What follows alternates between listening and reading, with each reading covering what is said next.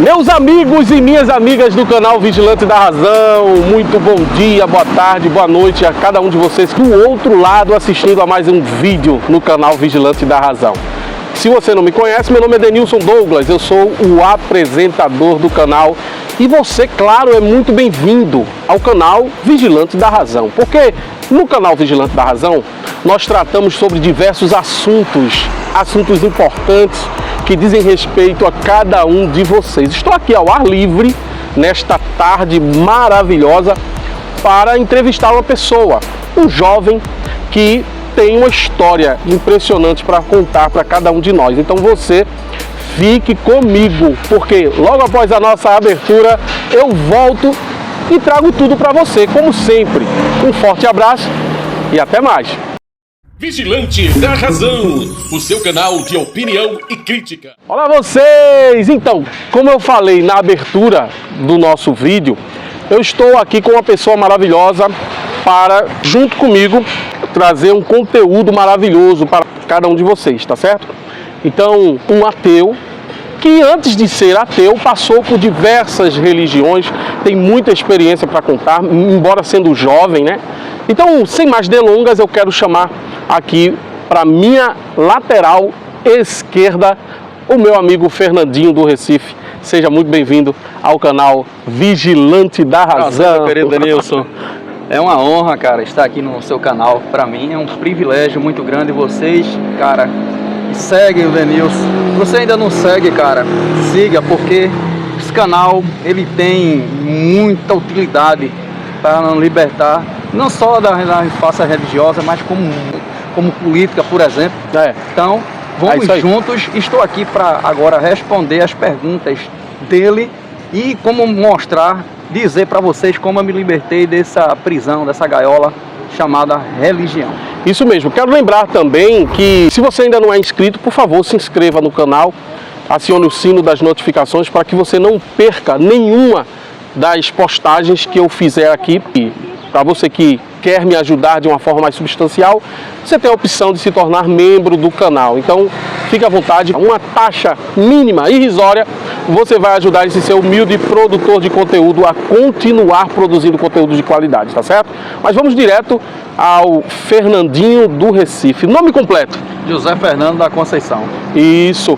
E você tem quantos anos? Eu tenho 43. 43 anos, não parece, hein? Não parece, não né? parece, não parece. O tempo tá sempre eu diria 25 anos por aí. Muitas pessoas 26, falam. 27 no máximo. Eu agradeço a natureza por isso. É isso mesmo. Então, se alguém chegasse para você, Fernandinho, e perguntasse quem é você, qual seria a sua resposta? Quem é Fernandinho de Recife? De Recife eu tô começando caminhando, né, como blogueiro nas vias do YouTube, que não é fácil, sabe que não é fácil.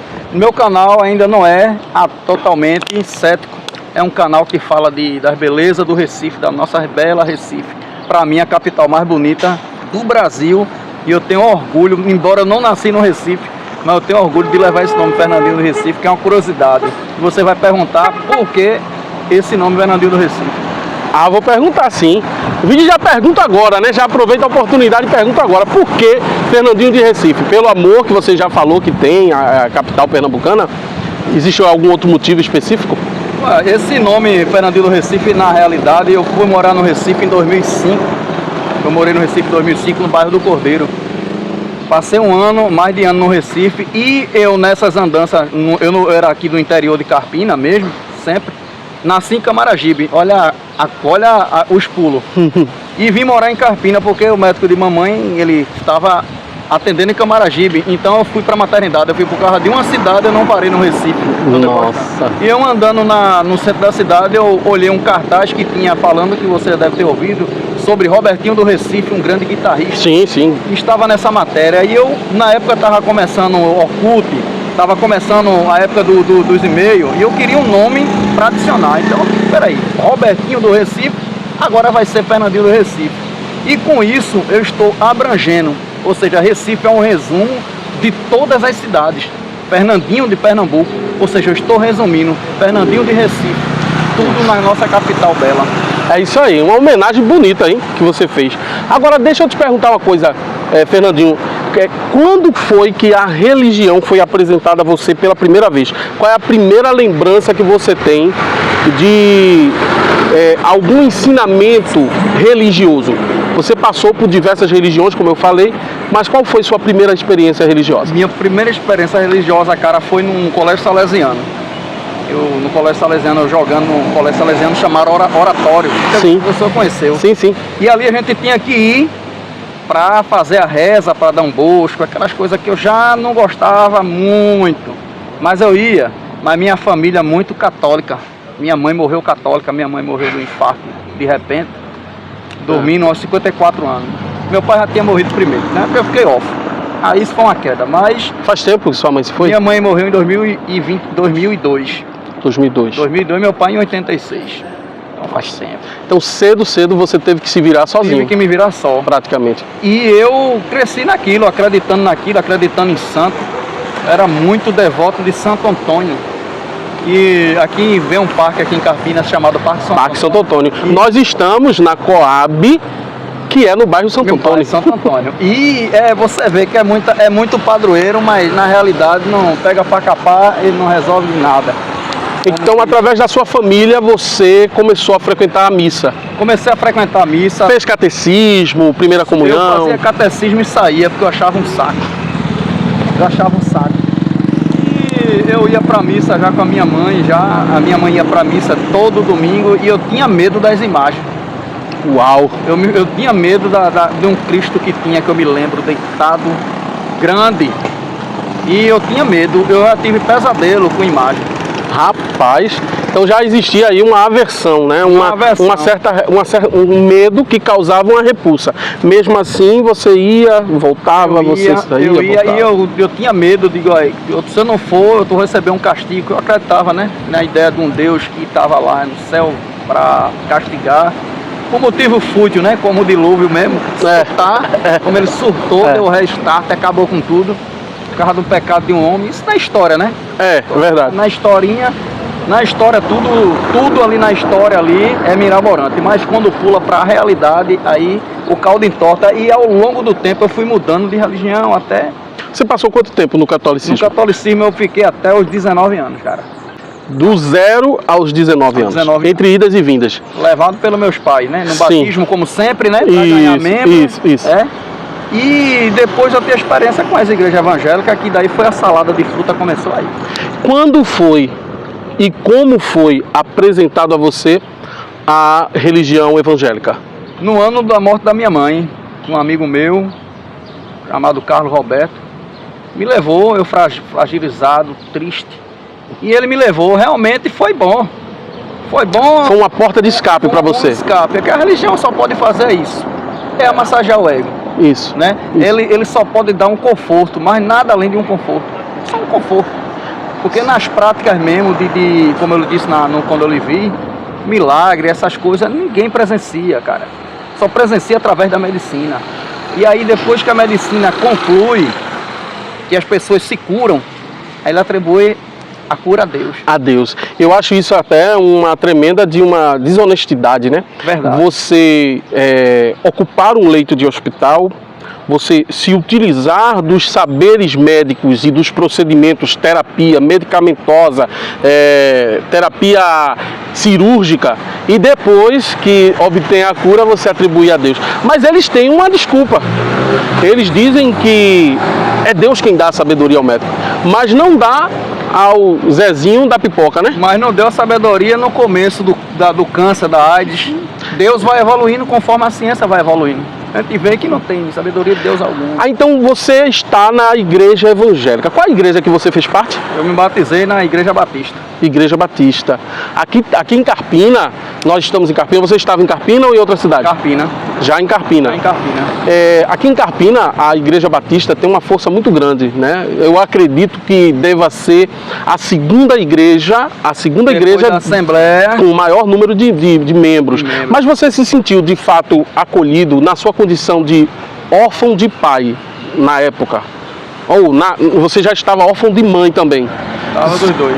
Você recebeu um tipo de acolhimento financeiro? Não. Emocional? Emocional, sim. Alguém chegou para você e disse assim, olha, você está precisando de uma cesta básica? Você foi criado por quem quando a sua mãe faleceu? Fui com as minhas irmãs. As suas irmãs? Com as minhas irmãs.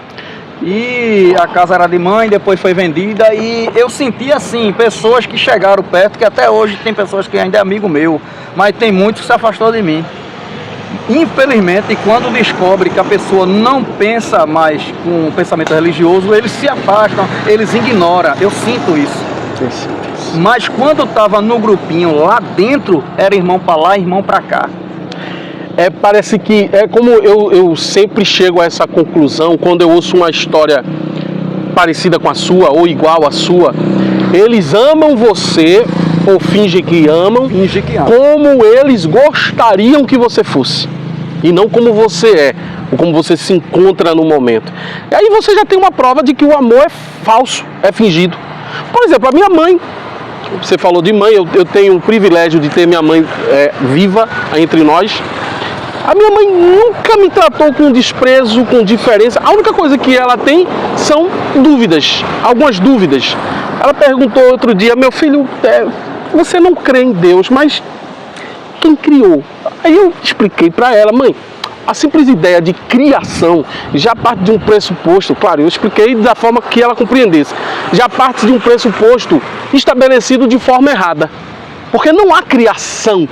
Com certeza. Não há criação. Não há criação. Não foi alguém que criou. Houveram processos evolutivos que estão em jogo em todo esse... A ciência comprova isso. Exatamente. A ciência está aí, comprova. Você vê, eu estava essa semana tirando por uma criança quando nasce. Ela não nasce falando, nem andando, mas ao passar do tempo ela vai andar, ela vai começar a falar. Isso o quê? Isso é uma transformação. Exatamente. Isso é uma evolução. Exatamente. Há casos, inclusive, muito curiosos que ilustram bem isso que você está falando. Foi resgatado um senhor já com mais de 30 anos de idade, fizeram os estudos e verificaram essa idade que ele tinha, criado numa caverna com lobos. Esse camarada, ele fazia os mesmos ruídos que um lobo faz, andava de quatro como os lobos fazem, uivava como os lobos fazem. Pela convivência. Pela convivência. Aí você me vem com a história, você não, né? O religioso fundamentalista, vem com a história de que a religião já nasce no ser humano. A ideia, a essência de Deus já nasce. Isso é pura balela. Mas vamos lá voltar ao seu testemunho. Você passou então quanto tempo na igreja evangélica? E quais foram as experiências mais negativas que você viveu lá e alguma experiência positiva, se houver? 2003 a 2015. De 2003 a 2015, puxa vida, 12 anos. 12 anos vivendo, guiado pelo sistema, né? Pela religião. E ao passar do tempo, engraçado é que eu não vi realmente milagre extraordinário, eu não vi nada sobrenatural, nada. Vou orar por você, eu vou orar por você, mas nada acontecia de sobrenatural, cara. É assim, uma maquiagem, né? Pra mim é um clubinho religioso, eu não tenho nada contra a quem é religioso. Engraçado é que eles próprios não se unem. Não se unem. Religião adventista, Testemunho de Jeová, eles não concordam com as religiões de matriz africana, com os espíritas.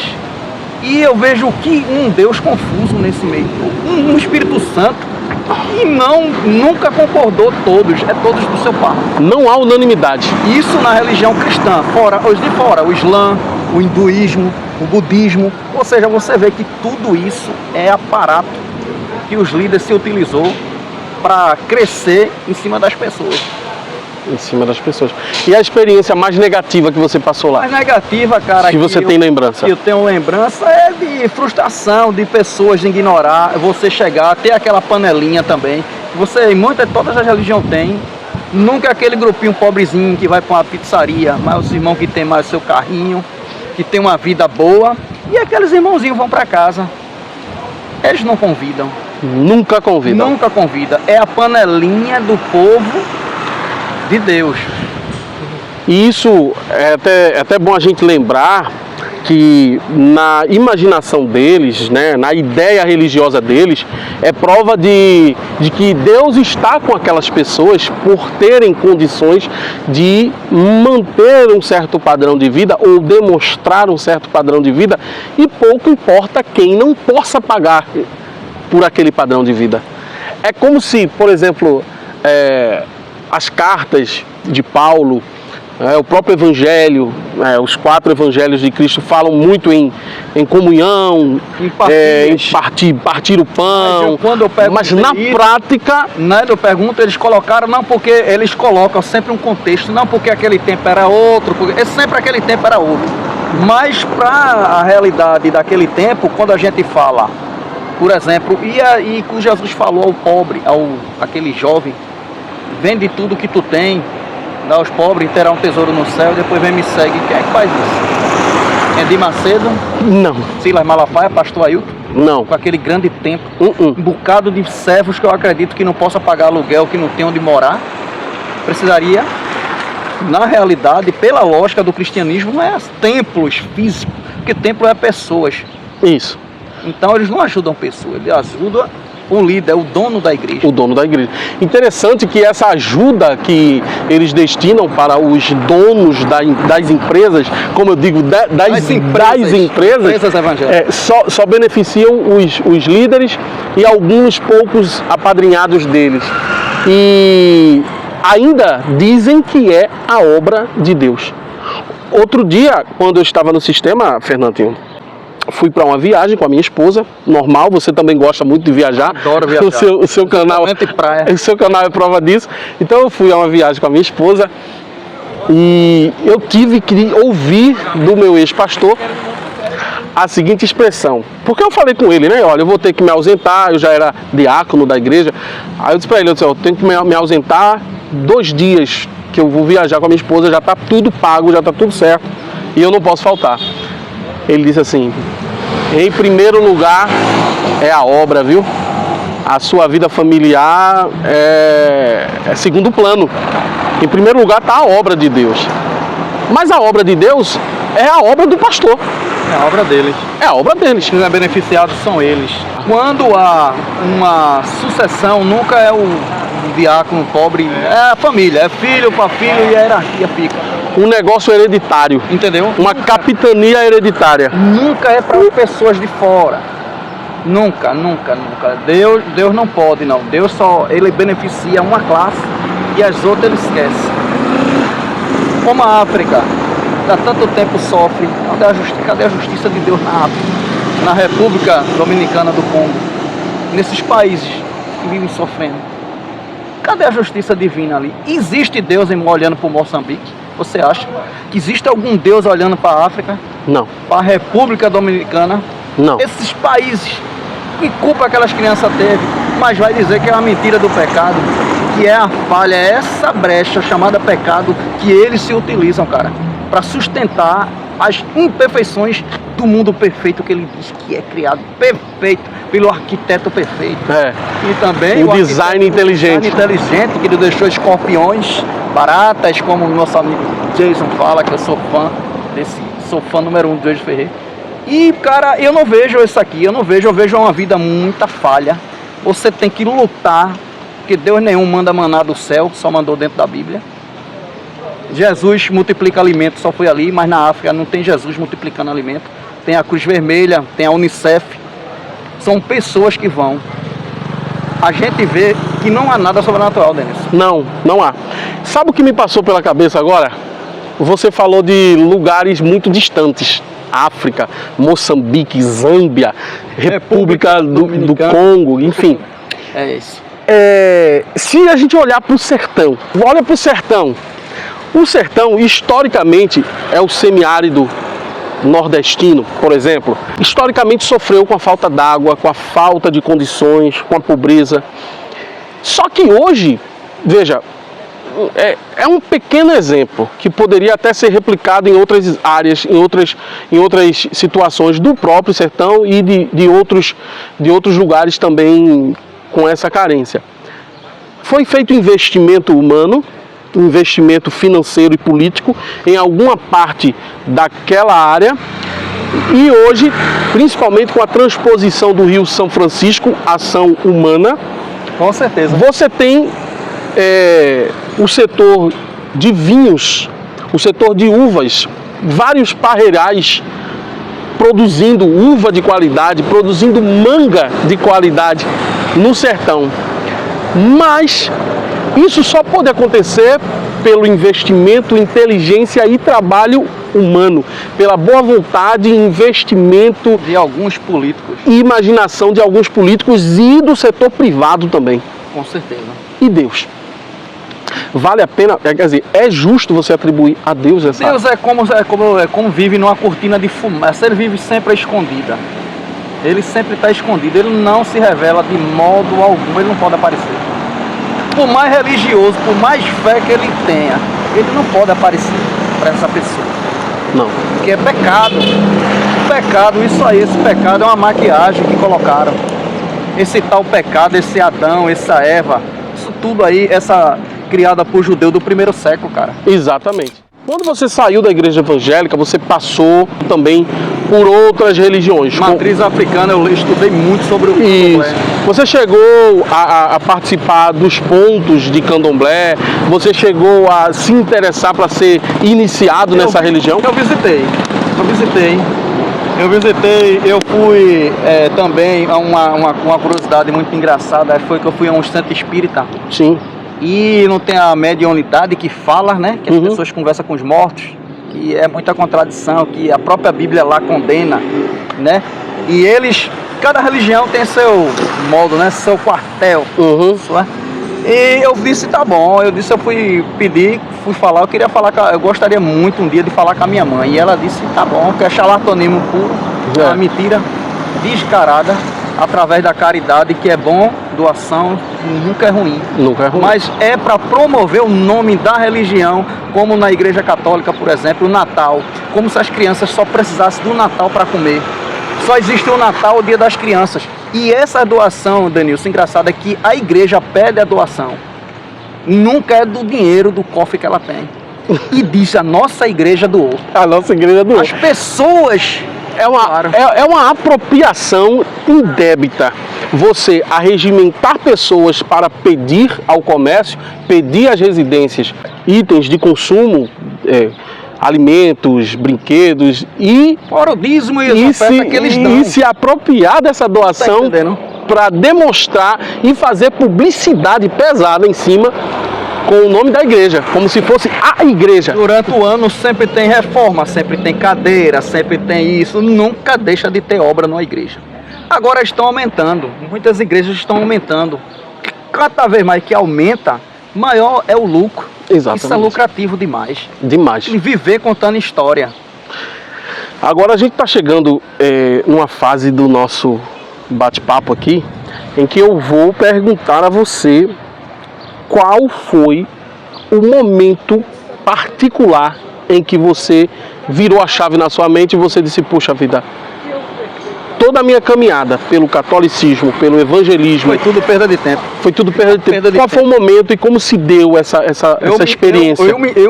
Eu hoje, cara, eu me vejo como eu perdi tempo, como eu orei ao nada.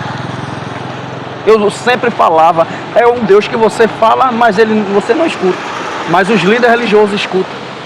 Mas as pessoas não escutam. Não escuta, cara. Você já notou isso? Sim. Você fala, ora, mas você não escuta a voz de alguém. Não escuta. Há pessoas que enganosamente... falar com o teto. Enganosamente atribuem uma calma mental, uma cartaz, né? uma sensação de paz interior à voz de Deus. Então é como se eles estivessem sempre atentos a qualquer alteração na própria mente para dizer foi Deus. E como uma coisa eu digo sobre essa paz que eu sinto a paz nas músicas que eu gosto. São músicas baianas. Vê que contradição. Eu tô nervoso, eu coloco aqui, como eu tô com fone de ouvido, sempre tô ouvindo música. E quando eu coloco música, eu me sinto uma paz. Então isso é Deus através da música baiana? Não. Você entende o raciocínio, cara? Também amo música, eu sinto também uma... Inclusive eu canto também. Quando eu estou um pouco estressado, eu vou começar a cantar ou ouvir uma música. Tocasse num assunto aí que eu tentei gravar um CD em 2005, Direção Divina. Cheguei na minha rede social, tem uns encartes contra capa, músicas que eu fazia que era para engrandecer o nome De Deus. do Deus de Israel, que não é o nosso Deus. Então você, né, quase entrou na carreira artística dentro do mundo gospel. Dentro do mundo gospel, que é uma lavagem, aquilo ali é uma mentira. Aquilo ali é uma concorrência com as gravadoras. Sony Music, com a concorrência com a Globo Universal, com a Som Livre. E assim é o mundo gospel, é a Line Record do Edir Macedo, um homem muito pobre, concorrendo com a MK. Então isso aí é um comércio, é uma mídia. Isso aí engloba muitas coisas. Há quanto tempo que você se classifica, se considera uma pessoa ateia? Eu me considero ateu há mais de 2 anos, cara, que eu abri meus olhos para a verdade. Mais de 2 anos. Mais de 2 anos que eu vi que tudo aquilo ali não se reflete, cara, não é simplesmente eu vou dormir hoje e amanhã acordei ateu, não, é o passar do tempo. Você quando começa a ler particular, sem a manobra religiosa, quando você começa a interrogar, porque os cristãos não indagam, eu também não indagava, eu não questionava, era amém, amém, amém. É assim que é, verdade? Parece que há uma suspensão do senso crítico. O senso crítico zera. Vai para o espaço. Quando eu comecei a analisar que eu, por acaso no YouTube eu caio no canal ateu do meu amigo Jason, e no começo eu disse, rapaz, esse cara tá louco. Como é que ele tem coragem de falar? Ele tem medo de levar um castigo? Aí depois eu voltei de novo. Depois eu voltei de novo, o canal era, como a gente estava conversando em off, era o canal Fala Ateu. Jason Ferreira, mais uma vez, muito obrigado, cara. Tá aí meu amigo Jason Ferreira. Jason Ferreira, vou marcar ele nesse vídeo, vou mandar o link direto para ele. E o livro tá top, vocês aí, cara, tem que ler Porque Jesus Mentiu sobre a sua segunda vida. É uma crítica contundente à escatologia cristã e esse é um livro, é um divisor de água, cara. Sim, sim. Eu não li, com certeza, mas eu sei que é um divisor de água. Estou chegando à minha oportunidade para adquirir o meu e você tem que adquirir o seu também, como o meu amigo Denilson já adquiriu. Sim. E disse a mim. É ótimo, ótimo, ótimo. Ainda não concluí a leitura, mas já estou mais ou menos na metade e é um alimento para a nossa mente. É um alimento, né? Exatamente, exatamente. Mostra sem rodeios, mostra sem firulas, sem enganação, a verdade dos fatos. Sem a maquiagem. Sem malabarismos, sem maquiagem. Fernandinho, você é feliz sendo ateu? Com certeza. Uma coisa que eu estava dizendo a uma tia minha, disse, olha tia, eu sou do mesmo jeito, a mesma frustração que eu tinha quando eu era cristão, eu tenho hoje, e a mesma alegria que eu tinha lá, eu tenho hoje, cara. Isso aí é tudo da cabeça da pessoa. A nossa alegria está no momento, está no que a gente faz. A gente não vive por causa da religião, porque a religião tranca as pessoas. As pessoas não vivem a única vida que tem, uma utopia de um paraíso ou do inferno que eu tinha medo. A religião trabalha muito com essa questão do medo, né? Do medo, cara. Há uma expectativa de uma vida futura ou de uma recompensa e o medo de perder essa recompensa que virá futuramente e perder... E já era para ter vindo para o povo daquele tempo. E não veio. E Jesus não veio. Mas eles estão esperando Jesus voltar para 2024, 2025. Jesus voltou lá em Donald Trump, eu acho. Jesus deve ter voltado lá. Eu acho que ele voltou... O ser humano e suas necessidades de Messias, hein? Porque, cara, quando você estuda, você vê claramente a indagação, a questão do tempo, que era não passava aquela geração, que todas as coisas aconteciam, a queda do templo de Jerusalém, tudo aquilo não se cumpriu, cara. Jesus falou na parte, não foi, Denilson? Vocês sabem, e muitos dos que aqui agora estão vivos não provariam da morte, mas antes veria vindo na nuvem do céu o Filho do Homem com poder e grande glória para dar a cada um os seus anjos, né? Isso. Não era uma vinda invisível, não. E aonde foi na história que isso aconteceu? E foi dali que ficou vivo. Será que João ainda está vivo? Será que estão vivos lá esperando Jesus voltar? Não. Até Caifás veria, cara. Você vê a loucura. Então as pessoas, eu não lia, são versículos que não são lidos dentro da igreja, como matança de crianças, matar crianças de colo, invadir cidade, queimar as feiticeiras. Cara, isso aí ele não conta, mas o Salmo 91 de mentira tem. Aquele que habita no esconderijo. Isso é muito bonito. Salmos de proteção que lá na cidade do Recife mesmo eu fui fazer um vídeo lá e não teve a proteção de anjo nenhum da Virgem Maria. Lá na igreja lá em Casa Amarela desabou. Não teve anjo, não teve livramento, não teve anúncio. Deus não falou no ouvido do padre para dizer, ó, não vem ninguém é para aqui não. Eles estavam fazendo um ato bonito, doando cesta básica, mas não teve nenhum. O anjo do Senhor não apareceu. Não apareceu. Sequer para avisar, né? Olha, saiam agora. Que vai desabar. Não. Não é um mundo de faz de conta. Faz de conta, de Harry Potter, da Barbie. Eu coloco Maria e a Barbie. Uma ensinando a outra como é que se faz milagre. Ô Fernando, e então você, como foi uma pessoa resgatada para a racionalidade através dos canais ateus, os canais no YouTube, um material escrito que você encontra inclusive gratuitamente em muitos sites, você tem acesso, né, os evangelhos tirados. Você vê a importância de canais ateístas na internet? Com certeza, cara, é muito libertador. A visão do ateísmo antes era que eram pessoas do mal, pessoas ruins. Não teme a Deus, então o que é que esse povo pode fazer? Mas o caso de pedofilia dentro do sistema religioso. O médico João de Deus, João do Diabo, religioso. Pastores que abusam de fiéis, religioso. Mas a mídia ela se cala. Se cala. Mas quando for um ateu, Ave Maria. Mas estava divulgado no mundo todo. Mas eles encobrem. E o Papa pedindo perdão pelos... Cara, num lugar onde habita o Espírito Santo. E eles pregam desse inferno. Eles seriam o primeiro a ter medo. Exatamente. Eles não fariam isso, cara. Eles sabem que isso é uma balela, isso não existe. Exatamente. Não existe inferno algum. Eles amedrontam, mas eles fazem. Puxa, se ele prega aqui um lugar de tormento, se ele vai pecar contra Deus, e olha, não é só uma vez não, de se arrepender não. Eles continuam na prática até que quando as mídias hoje em dia mostram, mas antes era encoberto porque não tinha mídia. Não tinha mídia. Era encoberto. Abafava-se. Então o ateísmo veio a partir daí das mídias, ainda bem que a tecnologia chegou para abrir a mente, como evangelhos que eu estou lendo que não tem na Bíblia, evangelho de Enoque, isso aí...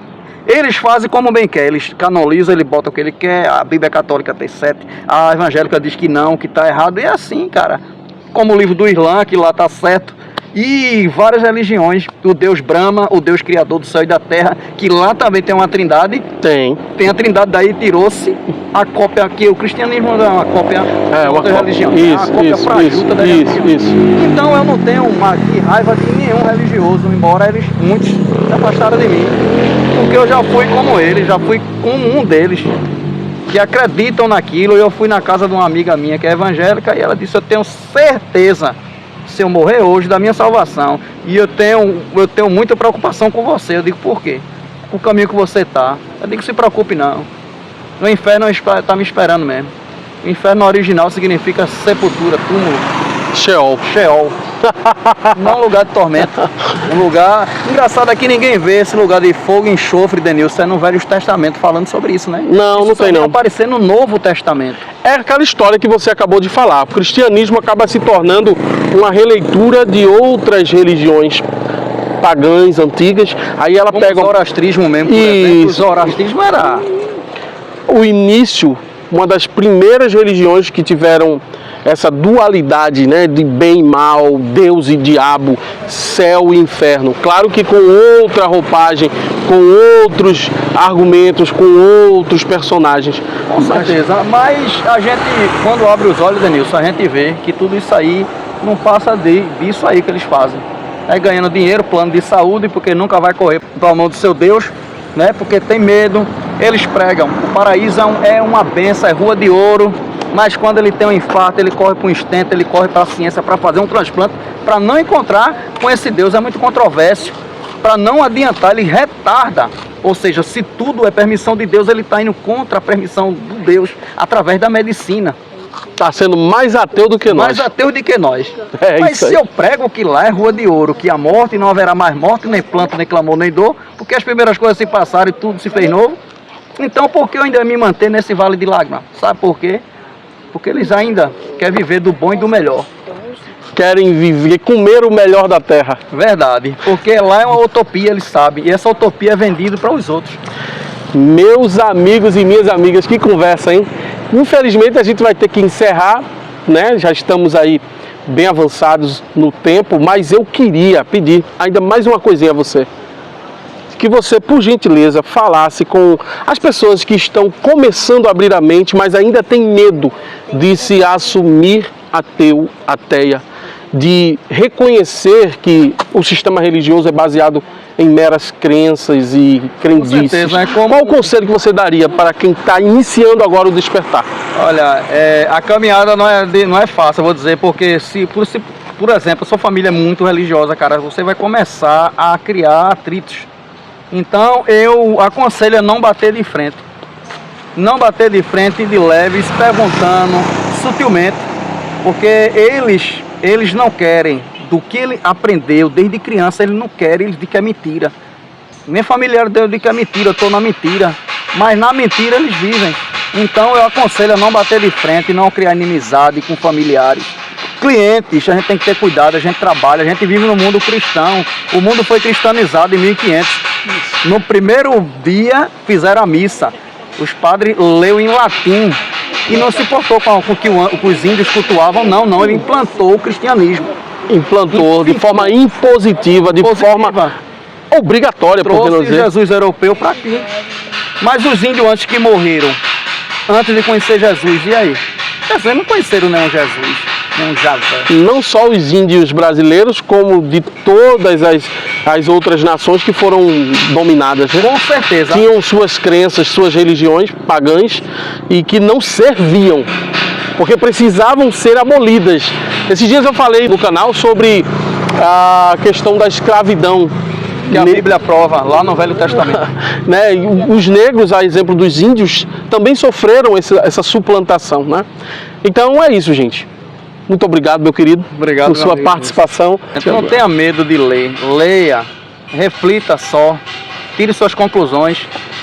Só uma coisa que hoje eu não discuto mais se Deus existe ou não. Eu digo que eu só boto em evidência.